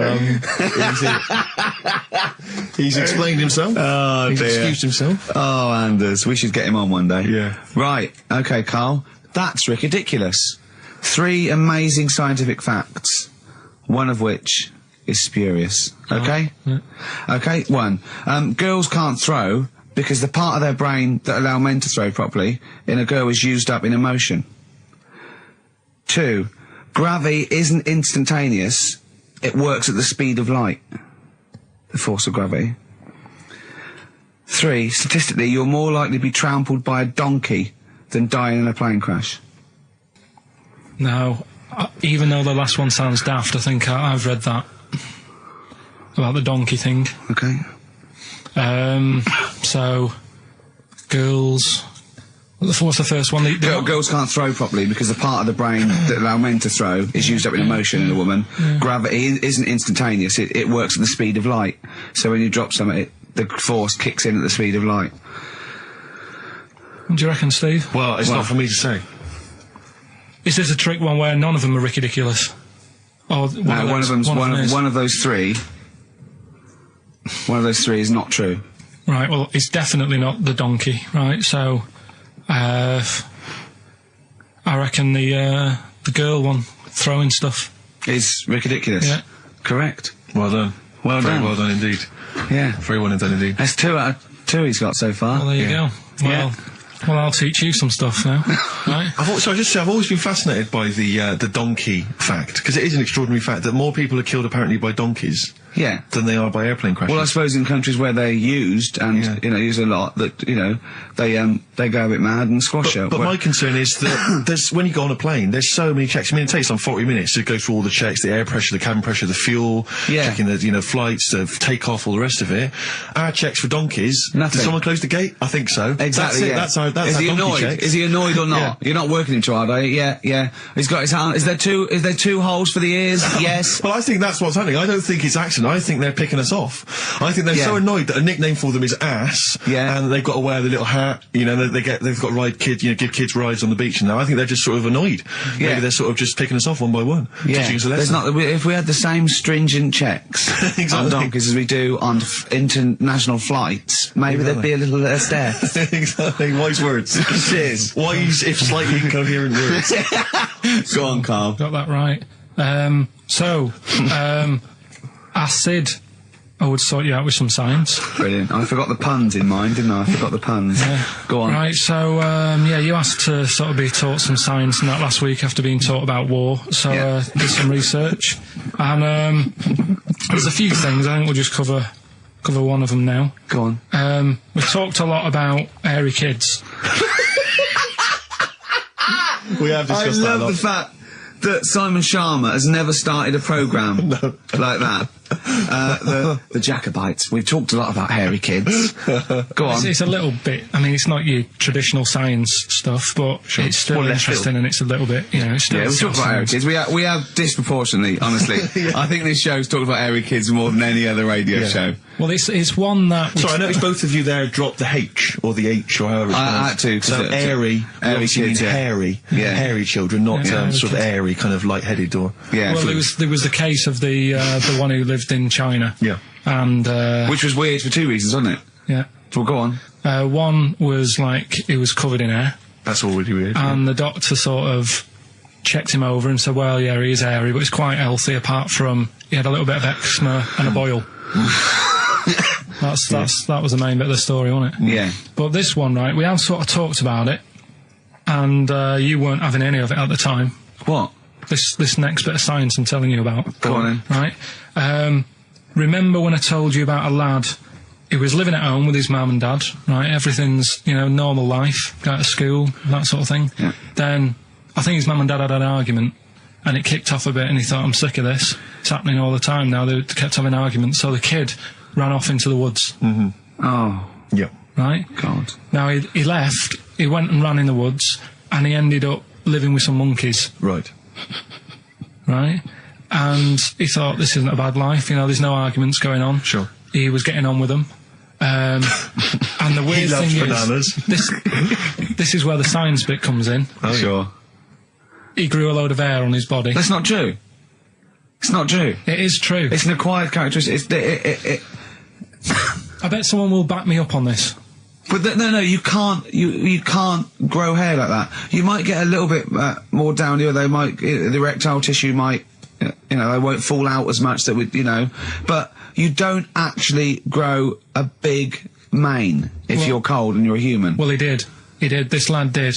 I know it sounds a bit strange and that, but he was living with the monkeys, and because it was cold, his body reacted to it. Listen, he was no hairier than he would have been if he was walking around naked on a cold day, with or without living with monkeys. The fact that he was living with monkeys makes no difference. No, I know, but I'm trying to get, you know, picture it in your head what it's like. Although Mickey Dolenz was always pretty hairy. Right? So he was living with them, and he went into town or something one day to get some food, and the people there were like, hang on a minute, that isn't a monkey. He went in naked. No, he was there covered in hair. Yeah, but naked, but covered in hair, so it was decent. It was. Yeah. But they that was the weird thing. They thought it was a monkey in the shop. And then So presumably he had a big long beard as well, because he couldn't shave, could he? No, he just covered. He looked like a monkey. And they were happy to serve the monkey, were they? There's the monkey. He's buying a newspaper and some milk. How did he walk, Carl? Did he walk upright or whistling along? The picture that I saw on the internet, he was on all fours, but I don't know if that's when he was running away after they'd sort of, you know, realised he was a kid. But this was a picture. So he was a kid as well. He wasn't even like an adult with a beard. No, he was a kid. Brilliant. And the beard kicked in a little bit. So listen, so the people caught him. You're an idiot. The people caught him, shaved him, right? Got it all off, didn't grow back again. Right. You're an idiot. Well, like I say, people will have heard this story or read about it. You're an idiot. And they'll email in. They don't let me down. And they'll agree that you're an idiot. No, they'll have seen the story. You're an idiot. So that's a little bit of science. You're an idiot. Libertines, Time for Heroes, and XFM 104.9. Right, okay, so have you got anything that is science as opposed to nonsense? Well, Kid went off with some monkeys, grew hair, came back, shaved him, it didn't grow back. I mean, just think. Right, something else. There's a few things I found. Yeah. There's a fella Oh, God. who had hiccups for 69 years. That was a bit annoying. Yeah. Yeah. There's the dog with the wig that we've discussed. Imagine if you just tuned in. Yeah. There's the dog with the wig that we've already discussed. Did we discuss that? Not really. Did I not tell you what he said? I did, didn't I? Yeah. Oh, yeah. What else have we got? Well, there's something here that you sort of know. Is this going out live? This is happening, right? Right, go on. But remember when you talked about sponges? Yeah. If you get a red sponge and a blue sponge, You liquidise them, pour them back into a tank. After a few hours, they know which was which, and they reform as a red sponge and a blue sponge. yeah. Yeah. I thought that was weird when you told me. Yeah. Looked it up, did a bit of research. Yeah. Thought that's sort of sciencey. Yeah. You can do the same thing with a mouse's brain. Okay. Explain a bit more. No, you can't. If you get a dead mouse, Yeah. put its brain into a blender, blend it up, leave it standing for a bit. Making that up, aren't you? You're confusing this. You've watched Nigella Lawson make some sort of pudding. No. What do you mean? It won't work with the brain. Well, it does with a. I mean, not human brain. Don't be trying that. Although. But, no, a mouse one. A mouse one. And what happens? It sort of reforms, goes back together again. No, because apparently it's made up of the same stuff as. But it doesn't, does it? Because if it's dead, if it's a dead brain, the cells can't act anyway. The fact the sponge is that it doesn't kill the cells, it liquidises them, it doesn't kill the cells. Yeah. So it couldn't be a dead brain anyway. It would have to be a live brain taken out from a live mouse for the cells to be getting oxygen and working and being sensitive to each other. And that, I don't see how that could work like it does in sponges. I mean, do you know what I mean? You're not a scientist. I've just sort of read it and gone, oh, that's interesting, I'll tell Ricky and Steve about it. Yeah. You're You've quizzing not me queried as it. if I've come up with it. No. Someone else has done it and said Yeah. it works. Sure. So I'm not... Do you I'm not- think ghosts are behind it, or do you think there's a scientific explanation for it? No, it's just one of them weird things, isn't it?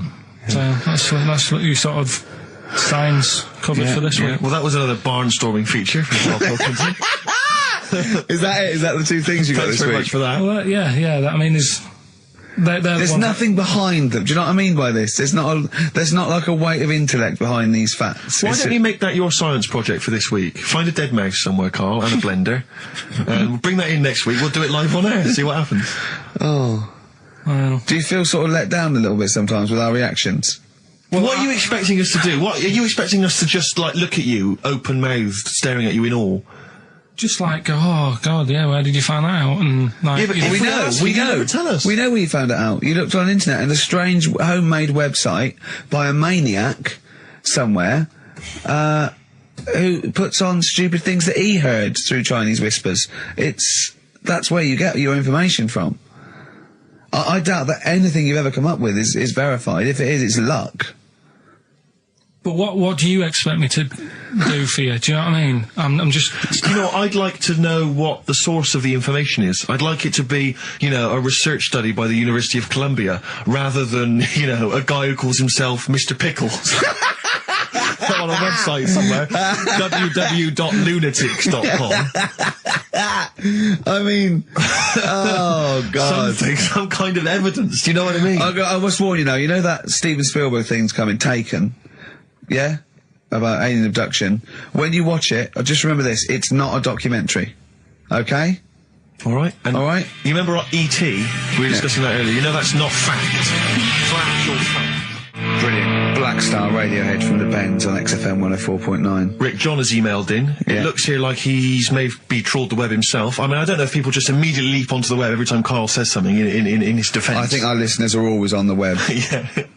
Anyway, he seems like he's reprinted here a news story, which seems to confirm Karl's monkey boy story. Yeah, what was the news Doctors story? baffled by boy 6 covered in ape-like hair. Doctors in Kazakhstan are baffled after finding a 6-year-old boy covered in ape-like hair. Yeah. The boy, called Ablay, was found in a remote mountain village close to the Chinese border. He's covered in thick hair from head to toe and has an oval-shaped skull. Doctors suspect nuclear radiation or a genetic disorder may be responsible. Fine. But this is an interesting bit here. But sorry, it's not that you could have genetic defects. I've seen lots of people born with long noses, 5 feet, etc. I'm saying You've that been he to wasn't Bristol, normal. he wasn't normal, and then went to live with monkeys and grew the hair. Well, that's no, my true. point. But it says his mother and father are distant relatives. Such marriages are common in the Kazakhstan mountain hamlets. Now, the village elders were consulted as to what to do with him, right? Now, these are the village elders. These are the wise men of the village. These are people, presumably, that all year long are telling the village how to live, how to survive. Yeah, you're what in to charge do. because you've lived longest. Yeah, exactly. You presumably are solving any kind of moral conundrums, Yeah. any sort of awkward things. Do you know what they suggested that they do with their hairy son? Go on. Send him to the circus. The Carl's nodding. Put him in the circus. That was what they suggested, and the mother actually wanted him to go to school. Instead, there's a, I instead don't know, of circus. school or circus, I don't know. We don't know what's better for him. Exactly. I'm not sure. We must consult the elders. What do you think, Carl? It's not a bad life, is it? What, the circus? Yeah. Well, you ran Kids away will from love it. Kids will love it. But remember that thing that I saw about that fella who, I don't know if you should talk about it really, it's a bit... Go on. Tell us now. You've hooked me. Come on. You can say it. It's okay. What, are you worried that it might be insulting to someone? Well, it's not nice, but... Well, you're not taking the mickey out of it. You're telling us... Go on. It's just, it was in that book again that you got me. You know, the book full of weird people. Go on. And things that are wrong with them, and hairy people, and... Yeah. Lad with 3 legs and that. There's a fella... basically just a head and a little body on a skateboard. Yeah. Right? Picture of him having a shave. And he was shaving with his mouth bit. With his tongue. Like that on the radio. Yeah. Just like- Carl is now doing an impression of a man shaving with his Yeah. mouth. Well, it's just a head, bear in mind. He's doing an impression. Imagine a head with a very tiny body on a skateboard shaving with its tongue. That's what Karl was doing. And he was depressed because he kept getting hats for Christmas. But if you were him, you would just grow a beard, wouldn't you, rather than... Oh, Well, rather than go through all But that he get hassle. it caught in the wheels of his skateboard. Clash. Rock the Casbah on XFM 104.9. Nearly it. Ricky Gervais, Steve Merchant, Karl Pilkington. So the answers to this week's Rockbusters. Yeah. Do you want to give us the clues again in the answers? Yeah. The first one was, don't argue with him. He ain't going to change his mind. The initials there were AA. That's adamant. Adamant. Yeah. All right. That's not bad. good. That's a good one. Second one, he always gets what he wants and doesn't worry about anyone else. That was P. That was Pixies. Picks his, it kind of works, yeah. And the third one, I'll let you have that one. I'll have to put that woman in an oven. That was AB. That was Anita Baker. Anita Baker. It's good. Anita Baker. Anita Yeah, I'll Baker. let you have all 3 today. So You've done well. So do you want to pick a winner, Steve? Well done to Mark Leder from Bow. He wins those fairly mediocre prizes. Enjoy them. Oh, brilliant. Oh, well, we've had a few laughs. We've had a few tears laughs, a today. few tears, a few scientific breakthroughs. Exactly. Got to get a picture of Karl somewhere in the national press. Just his little round head there. As an email here, Karl is trying to distract attention from the fact that he is a monkey raised among humans and horses and has failed to develop hair. It's I can just imagine him Yeah. being the second cleverest in a troop of monkeys. You know what I mean? Second cleverest. You know what I mean? So Picking fleas out there. oh, look at his little face. I'll tell you what. Heat, I'm gonna get a picture of you. Just put it in the radio section of Heat. Just this is what Karl looks like. Oh, another email. Someone said, when the monkey boy went to the shops, he was naked. Where did he keep his money? Good point. Didn't happen then. Right. Oh, So that's that. We didn't even do all. What do you mean? We didn't get round to ritual. oh, come on, give us No, we ritual. haven't really got We have time. quickly. No, it's, We have got time. Just do it. Why haven't we got time? It's 10:02. right. Well, we've got a long track to finish on. Well, just do it. It's. Do Are it. you familiar with the place called Go on. Easter Island? Yes. Yeah. Do you know what they do out there? eat eggs. I don't know. Well, Go that's on. close. Go on. Right. What they do, right, there's a lot of people living on an island, Yeah. Easter Island? and to find out who's going to be running the place, they don't hold elections, do they? they have these birds that lay like expensive eggs on an island. Expensive eggs! Yeah. They lay expensive eggs. Fabergé eggs. Yeah, go on. On this island, Yeah. Easter Island? once a year. No, off it, like about 2 miles out. Right? Oh, yeah. And Whitsun and Island. the sea. Shrove Tuesday. Yeah, Pancake We're running out of Island. time, Just tell us. no, Steve, we'll play off No, tell us. Right, finish Next it now. week, next You week. don't you dare. Oh, I'll See you later. right. Joni Mitchell. You. Blue Motel Room from the album Oh, Nigeria. It's the song for the God. ladies this week. Thanks for listening. Next week.